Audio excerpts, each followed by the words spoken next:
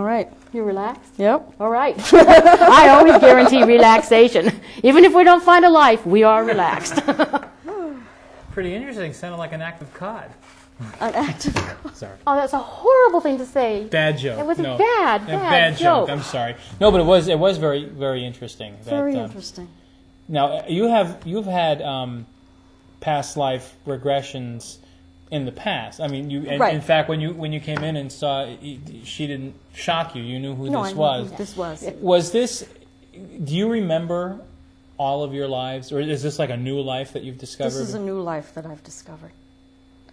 But it's a life that I've also thought that I was because of my interests. The first past life that Sharon and I did was completely, where did this come from? I remember The Eskimo. The I was an Eskimo. Eskimo. No idea where that came from. This one, I know I love sailing, yet I have this fear of the water.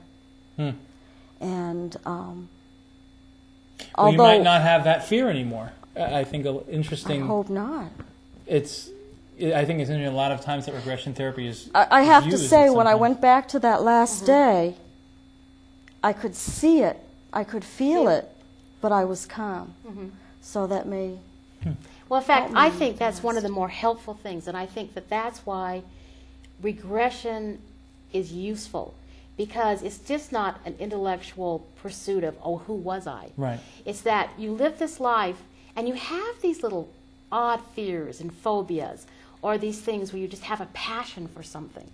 And all of a sudden, it makes you feel more in control and more complete about your life, because then you say, aha, now I know why I could love the water, be afraid of it at the same time.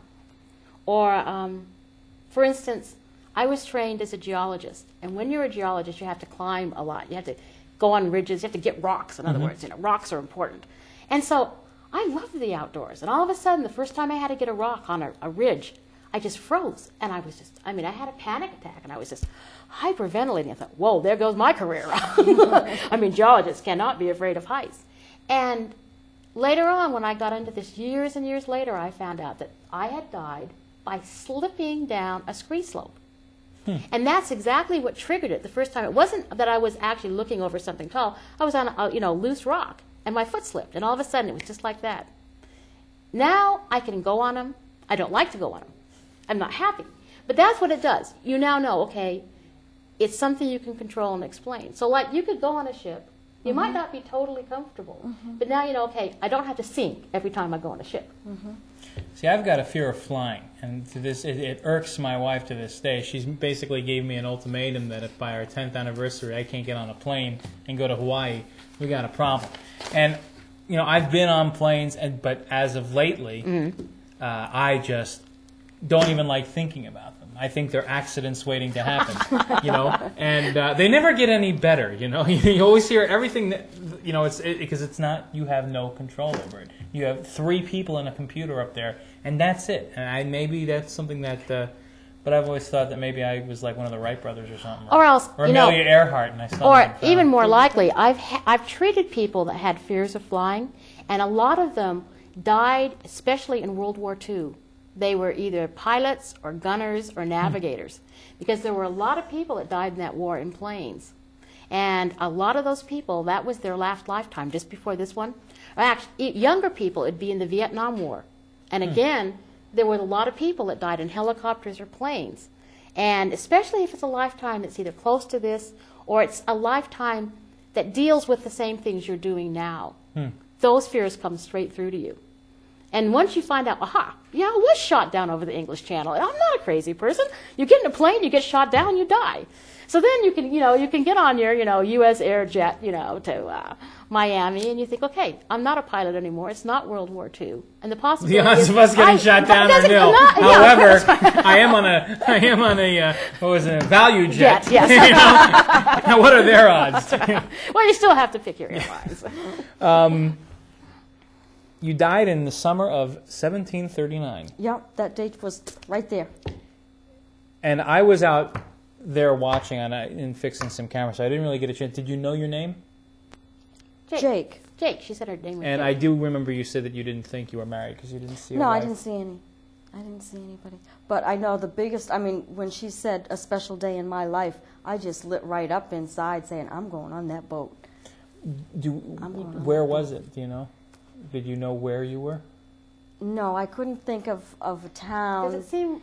My conscious and subconscious, I think, got mixed up there because I know I have relatives in England. Mm-hmm. But I didn't know whether it was subconscious or conscious or what at that point, so I didn't.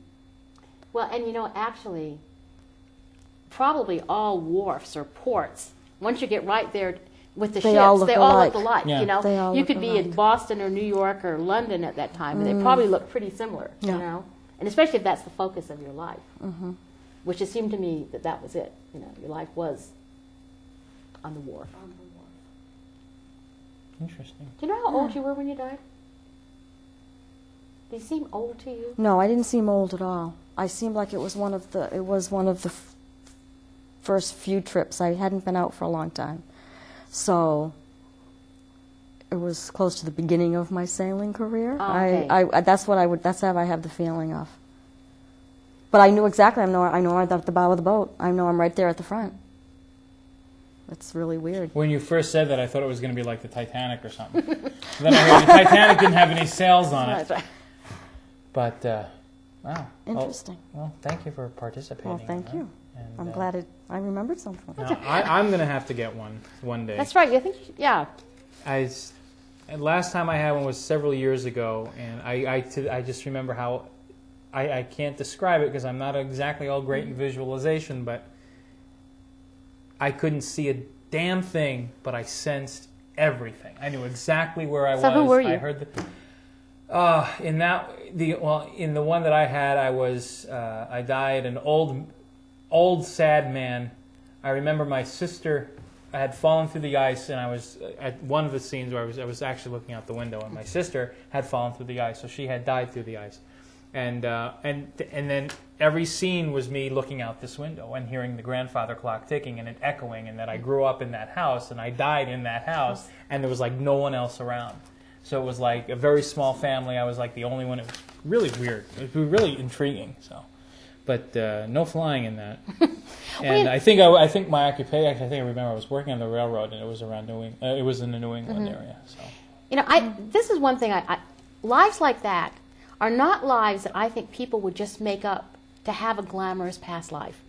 You know, they always when they make fun of past lives, they always say, "Oh, how many Cleopatras have you regressed?" You know, and how many Neros and. But most people, when they regress to a life, it's not this life of glamour and fame and fortune, and that to me is what gives it legitimacy. You regress to a life as a sad little old man, or a person that works on the docks.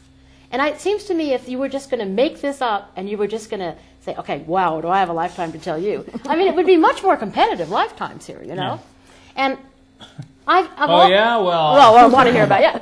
But of probably 500 or 600 people I've regressed, a mere handful have been close to a famous kind of life. None of them have been like royalty. Some of them have been in courts, but they were never the king or the queen.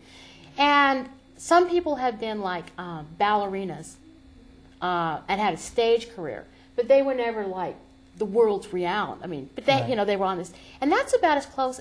And that's how, if you interviewed 500 or 600 people, that's probably the spread you'd get. You know, you're not going to get a couple of royalties, and 5 ex-presidents, and it's just they're normal everyday lives. lives. Normal everyday lives.